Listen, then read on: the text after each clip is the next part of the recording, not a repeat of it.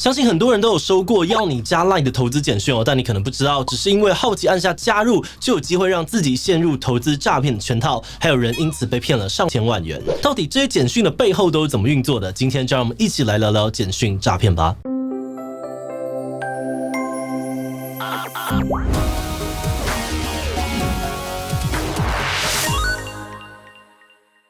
Hello， 大家好，我是志祺。很多人应该都收过这样的简讯哦，消失这么久不联络是怎样？你把我 LINE 删了吗？有急事找你哦，加我 LINE。这类的简讯呢，常常说自己是某某金融机构的投资助理哦，不止装熟，结尾呢还会要你加 LINE 联系，而且封锁号码都没有用呢，有时候一天还会收到好几封，让人觉得有够烦。而前阵子网红四叉猫呢就很好奇哦，到底这些简讯是在急什么？他把这些人通通拉进一个群组，再一一的点名汇报，结果这些投资助理呢却纷纷的退群。不是说很急吗？怎么叫你说又不说？到底传这些简讯的目的是什么？今天就让我们一起来讨论看看吧。不过在开讨论之前，按照惯例，先让我们进一段工商服务时间。向往半导体产业的梦幻福利与弹性多元的企业文化吗？全球类比 IC 半导体龙头德州仪器欢迎软硬实力兼具的 T 型人才加入。就算你是社会新鲜人，德州仪器也会提供完整的培训计划，不管是要深耕技术、向上晋升，或者是跨国交流，在德州仪器都能够找到机会，让你做自己职涯的主人翁。另外，德州仪器也提供超诱人的福利制度，员工已经连续5年拿到最高标 20% 的分红奖金，同时呢还提供热股计划，让你可以提拨薪资用折扣价购买公司股票。更重要的是，德州仪器有着鼓励创新、多元包容和高度弹性的企业文化，适合想要一展长才的年轻人。所以有需要的观众赶快点击资讯栏了解更多的资讯吧。要来讨论这些简讯背后的目的哦，要先用一个受害者叶小姐的案例来看看他们的常用手法。叶小姐的年龄大约是60岁，在今年的3月呢，也收到了一封要求加 LINE 的投资简讯。因为她平常就有在投资哦，所以很好奇简讯里面提到的投资好康到底是什么。她决定加 LINE 一探究竟，很快就被拉进了一个投资大群里面。而在这个群组里面呢，有一个投顾老师会定期的报名牌推荐几档股票给群组的成员。叶小姐一开始也是保持戒心哦，然后在群组里面潜水观察1个月，发现很多人跟着老师投资，真的赚到了很多钱。大家都说老师真的很厉害。那群组伙伴也鼓励他说：“只要下载群组使用的 App 汇款入金呢，每个礼拜就会有高额获利哦，真的很简单。”而心动叶小姐呢，也试着汇款1个礼拜后，果然赚钱了。而且呢，她也有试着把 App 里面的钱汇出到自己的账户，几次出金下来呢，都相当的顺利哦，意外的还蛮可靠的。而经过这重重测试之后呢，叶小姐终于放心了，觉得自己真的找到了一个赚钱门路。那秉持着投越多赚越多的心情呢，他还找了11个朋友一起集资，在3个月的时间内呢，陆续汇款了30次，金额超过了4000万元。而直到7月初呢，叶小姐想要再次出金的时候，对方却开始推脱，甚至还将她踢出群组。4000万瞬间消失的叶小姐，这才恍然大悟自己被骗了。而且叶小姐并不是个案，根据统计呢，近年来类似的投资诈欺案节节飙升哦，像是去年2021年，刑事局就受理了将近5000件的报案，财产损失了超过20亿，是2020年的2倍以上。而今年光上半年，刑事局就已经受理了快3000件的报案，财损呢高达了13.2亿元。如果趋势不变哦，今年报案件数跟财产的损失恐怕会继续的创新高。这些投资诈骗到底用了什么手法，会让那么多人上当呢？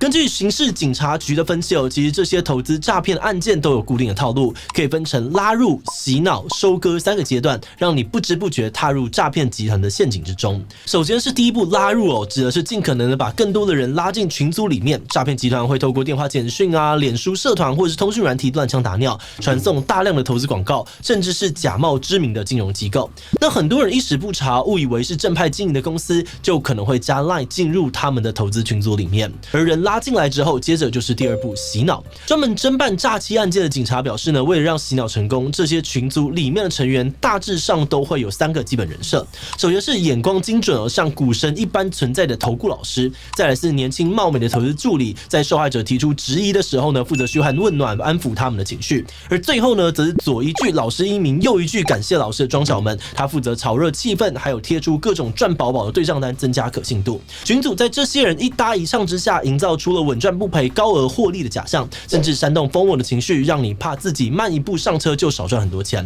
而且为了降低戒心呢，诈骗集团初期还会给受害者一些小甜头，让你小额获利。等你放下戒心，投入大笔资金之后，就直接进入第3阶段无情收割。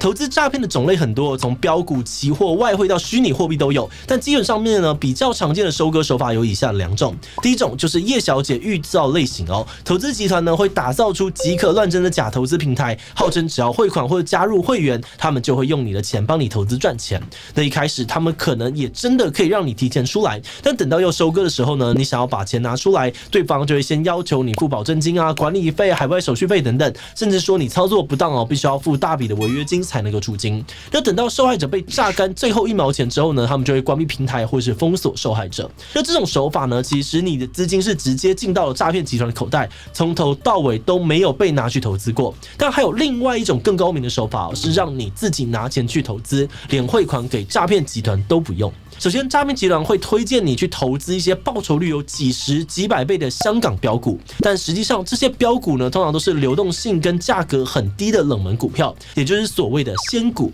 有点像是台湾讲的鸡蛋水饺股。那因为这些仙股的价格便宜，在外流通的股数少，因此很容易操作股价，而且港股的这个涨跌幅限制比台股还要宽松，股价的波动呢可以说是非常的大。因此，诈骗集团呢会先提早进场，用便宜的价格买好股票，再推荐民众去买。等到民众一窝蜂进场，股票的价格被炒高之后呢，他们再把仙股大量的抛售给其他不知情的民众，让民众呢瞬间被套牢，血本无归。有受害者就说，他听信群组的资讯，花了台币120万购买港股，结果却突然无预警下跌哦。一早开盘呢，还有港币11.6元，最后收盘呢却只剩下0.8亿元，让他欲哭无泪。不过上面提到的这些投资诈骗养套杀的手法呢，其实也不算是什么太新鲜的招式了。但为什么偏偏在这几年，这些投资诈骗的案件数量才开始直线飙升呢？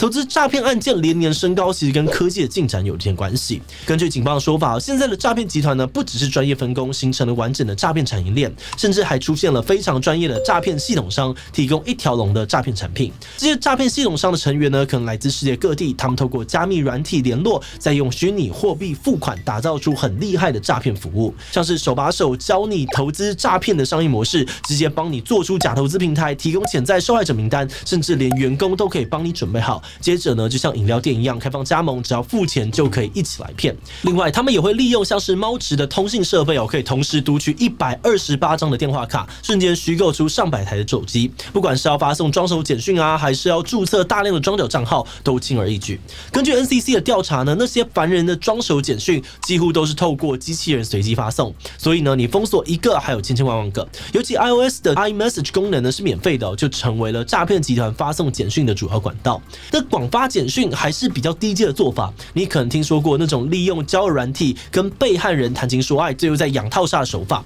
这个方法乍看很花时间但其实那些俊男美女的账号，还有背后的聊天机器人，也都是诈骗系统商提供的服务。那有了这些诈骗系统商的存在，让诈骗集团的成立门槛变得非常的低。据说从成立网页到设置诈欺的机房，不用1-2个礼拜就可以完成。而随着诈骗集团快速的分工化、产业化，警方要追缉诈骗集团也变得越来越困难。